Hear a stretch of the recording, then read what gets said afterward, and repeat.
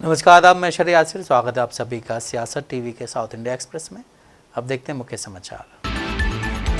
Parade ground में आयोजित तेलंगाना प्रजा पालन दिवस समारोह में तेलंगाना के मुख्यमंत्री रेवंत रेड्डी ने दर्शकों को संबोधित किया और इस बात पर जोर दिया कि संघर्ष का इतिहास अंततः लोगों द्वारा लिखा गया है। उन्होंने घोषणा की कि तेलंगाना आंदोलन विश्व इतिहास के इतिहास में स्वर्णिम अक्षरों में दर्ज होने योग्य है। मुख्यमंत्री ने युवाओं से उच्च शिक्षा के माध्यम से अपनी स्थिति मजबूत करने का आग्रह किया और शैक्षणिक परिदृश्य में महत्वपूर्ण बदलाव की घोषणा की है। उन्होंने कहा कि हम शिक्षा के साथ साथ खेल को भी प्राथमिकता दे रहे हैं और जल्द ही एक व्यापक राज्य शिक्षा नीति का अनावरण करेंगे। रेवंत रेड्डी ने सशस्त्र संघर्ष में महिलाओं की महत्वपूर्ण भूमिका को श्रद्धांजलि अर्पित की। विशेष रूप से चकली एलम्मा, मल्लू स्वराज्यम और अरुतला कमला देवी के योगदान को मान्यता दी है। उन्होंने उत्पादों की बिक्री को बढ़ावा देने के लिए अतिरिक्त महिला मार्ट स्थापित करने का भी वादा किया है। तेलंगाना सशस्त्र संघर्ष की विरासत का जिक्र करते हुए बीआरएस के कार्यकारी अध्यक्ष के.टी. रामा राव ने लोगों से तानाशाही कांग्रेस सरकार के खिलाफ नए सिरे से संघर्ष के लिए तैयार होने का आग्रह किया है। उन्होंने कहा कि कांग्रेस ने समाज के हर वर्ग को धोखा दिया और अपनी अक्षमता की वजह से राज्य को अनिश्चितता में धकेल दिया है। 17 सितंबर को हैदराबाद राज्य भारतीय संघ में एकीकृत को राष्ट्रीय एकता दिवस के रूप में मनाते हुए रामा राव ने तेलंगाना भवन में राष्ट्रीय ध्वज फहराया। इस दिन को राजशाही से लोकतंत्र में परिवर्तन का प्रतीक बताते हुए उन्होंने कहा कि बीआरएस 17 सितंबर को राष्ट्रीय एकता दिवस के रूप में मनाना जारी रखेगी, भले ही अन्य लोग इसे मुक्ति या विलय के रूप में मनाते रहे हों। गोशामिल विधायक राजा सिंह के बेटे टी चंद्रशेखर ने कहा कि जब तक लव जिहाद के खिलाफ कानून नहीं बन जाता तब तक हिंदुओं को अपनी बेटियों को जिम और जुम्बा क्लासेस में नहीं भेजना चाहिए और इसके बजाय घर पर उनके लिए क्लासेस की व्यवस्था करनी चाहिए। 2 दिन पहले राजस्थान के जयपुर में आयोजित हिंदू धर्म सभा में युवा नेता ने कहा कि आपने लव जिहाद, जिम जिहाद, लैंड जिहाद देखा है, अब हम हुक्का जिहाद, जुबान जिहाद देख रहे हैं। क्या आप चाहते हैं कि आपका दामाद लव जिहादी हो? चंद्रशेखर ने सलाह दी कि जब तक लव जिहादियों के खिलाफ कानून नहीं बन जाता तब तक अपनी बेटियों को जिम और जुम्बा क्लासेस में न भेजें। उसने कहा कि अगर आरएसएस नहीं होती तो सोचिए हिंदू समुदाय का क्या होता। यदि वीएचपी की स्थापना नहीं होती तो हिंदू धर्म का प्रसार कौन करता, और अगर बजरंग दल नहीं बनता तो गोहत्या कौन रोकता। चंद्रशेखर ने कहा कि हम आखिरी पीढ़ी के लोग हैं जिनके पास धर्म के लिए काम करने का अवसर है, वरना फिर आप पाकिस्तान, अफगानिस्तान और बांग्लादेश के हिंदुओं की तरह पीड़ित होंगे। भारतीय जनता पार्टी का विवादित वीडियो शेयर करके राजनीतिक हलचल बढ़ा दी गई है। असम बीजेपी ने एआई से बना एक वीडियो शेयर किया है जिसमें कांग्रेस नेता राहुल गांधी दिखाई दे रहे हैं। अहम बात यह है कि बीजेपी ने इस वीडियो में मुस्लिम समुदाय के लोगों को निशाना बनाया है। बीजेपी की इस वीडियो को लेकर एमआईएम के अध्यक्ष असदुद्दीन ओवैसी खफा हो गए हैं। उन्होंने सोशल मीडिया के जरिए गुस्सा जाहिर किया है। ओवैसी ने असम भाजपा के वीडियो पर कड़ी प्रतिक्रिया दी है। उन्होंने एक पोस्ट के जरिए कहा है कि बीजेपी असम ने एक घृणित एआई वीडियो पोस्ट किया है जिसमें दिखाया गया है कि अगर बीजेपी न होती तो असम में मुस्लिम बहुलता होती। वो सिर्फ वोट लेने के लिए डर फैला रहे हैं और ये हिंदुत्व विचारधारा का असली रूप है। उनके लिए भारत में मुसलमानों का होना ही समस्या है। उनका सपना मुस्लिम मुक्त भारत है। उनके पास इसके अलावा भारत के लिए कोई और दृष्टिकोण नहीं है। दरअसल असम बीजेपी ने एआई से बना वीडियो एक्स पर शेयर किया है। इसने इसके कैप्शन में लिखा है, हम ये सपना पूरा नहीं होने देंगे। इस एआई वीडियो में गुवाहाटी समेत असम की कई जगहों को दिखाया गया है जिसमें सिर्फ मुस्लिम समुदाय है।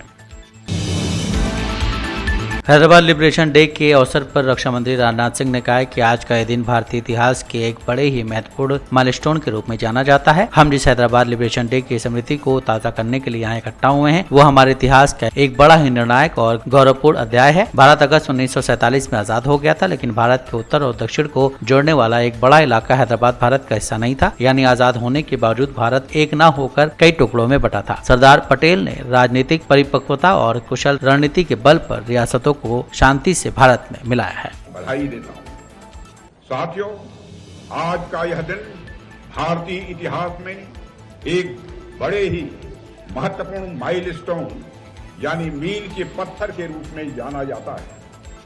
हम जिस हैदराबाद लिबरेशन डे की स्मृति को ताजा करने के लिए आज यहां एकत्रित हुए हैं वह हमारे इतिहास का एक बहुत ही निर्णायक और गौरवपूर्ण अध्याय है।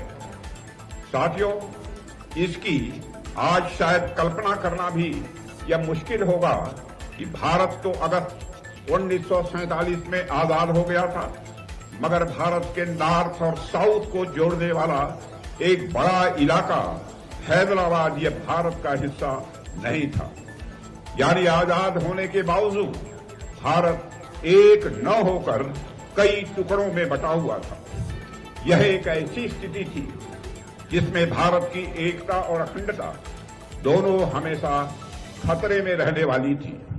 ऐसे में भारत के आयरन मैन माने जाने वाले सरदार वल्लभ भाई पटेल ने जो किया वह आज हमारे इतिहास में सुनहरे अक्षरों में दर्ज है।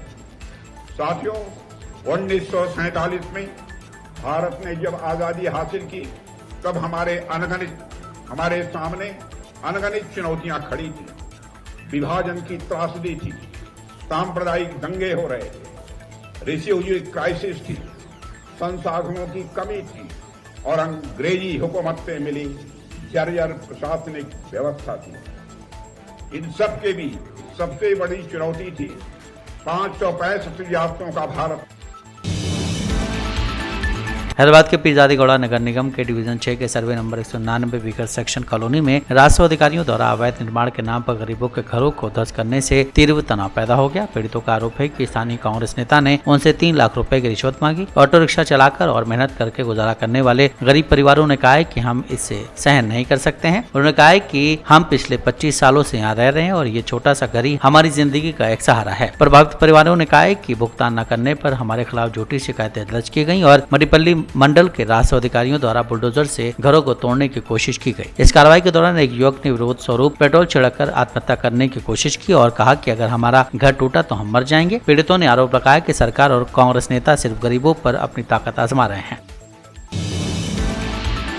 बीआरएस विधायक पार्टी कौशिक रेड्डी ने आरोप लगाया कि तेलंगाना के मुख्यमंत्री रेवंत रेड्डी ने 8 सांसदों के वोट भाजपा को बेच दिए, जिससे वो भारत के उपराष्ट्रपति चुनाव में एनडीए उम्मीदवार के पक्ष में मतदान कर सकें। तेलंगाना भवन में एक संवाददाता सम्मेलन को संबोधित करते हुए कौशिक रेड्डी ने दावा किया कि क्रॉस वोटिंग वाले 15 वोटों में से 8 तेलंगाना से कांग्रेस पार्टी के थे। उन्होंने आरोप लगाया कि उपराष्ट्रपति चुनाव के दौरान रेवंत रेड्डी को रंगे हाथ पकड़ा गया था। कौशिक रेड्डी ने कहा है कि रेवंत रेड्डी ने तेलंगाना सांसदों के वोट बेचे, उन्होंने कांग्रेस सांसदों के वोट बीजेपी को बेच दिए। उन्होंने वरिष्ठ कांग्रेस नेता जयराम रमेश के एक ट्वीट का हवाला दिया जिसमें कहा गया था कि कांग्रेस उम्मीदवार सुप्रीम कोर्ट के पूर्व न्यायाधीश सुदर्शन रेड्डी को 315 वोट मिले थे। कौशिक रेड्डी ने इस बात पर प्रकाश डाला है कि उम्मीदवार को सिर्फ 300 वोट मिले। उन्होंने सवाल उठाया कि गायब हुए 15 वोट कहां गए। पूर्व पाकिस्तानी क्रिकेटर शाहिद अफरीदी ने मंगलवार को राहुल गांधी की तारीफ की। इसे लेकर भाजपा ने राहुल गांधी पर हमला बोला है। भाजपा ने कहा है कि कांग्रेस नेता पाकिस्तान के प्रिय हैं, पाकिस्तान के लोग उन्हें अपना नेता चुन सकते हैं। शाहिद अफरीदी ने राहुल गांधी की सकारात्मक सोच की प्रशंसा की थी। उन्होंने भाजपा सरकार की आलोचना भी की। अफरीदी की टिप्पणी पर प्रहलाद जोशी ने कहा कि राहुल गांधी पाकिस्तान के प्रिय हैं। शाहिद अफरीदी और पाकिस्तान के लोग राहुल गांधी को अपना नेता बना सकते हैं। प्रहलाद जोशी ने कहा है कि पीएम मोदी ने कहा है कि हमें ध्यान देना चाहिए कि भारत या दुनिया में होने वाली किसी भी बड़ी घटना पर पाकिस्तान और कांग्रेस पार्टी के बयान हमेशा एक जैसे कैसे होते हैं।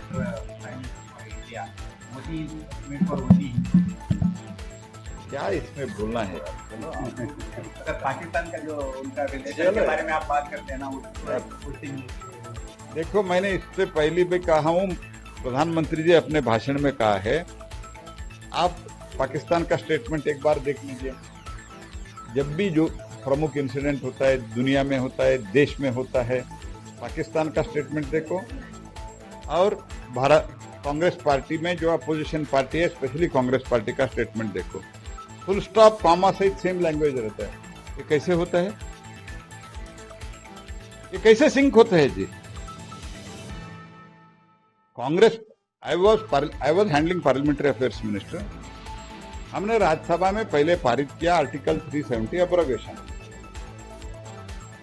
मुझे आईबी से एक ये आया, पब्लिक डोमेन में था।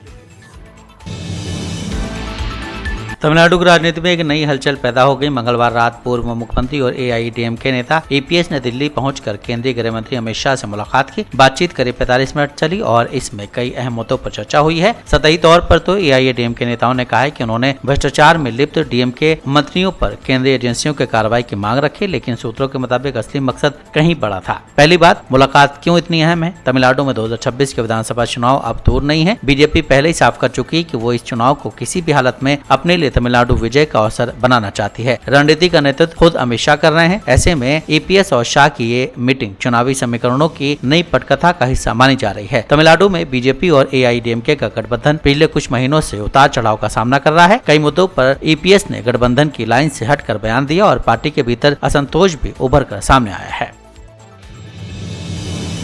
साउथ इंडिया एक्सप्रेस यहीं समाप्त होता है। मुझे दें इजाजत। बाकी खबरों के लिए आप बने रहें सियासत टीवी के साथ।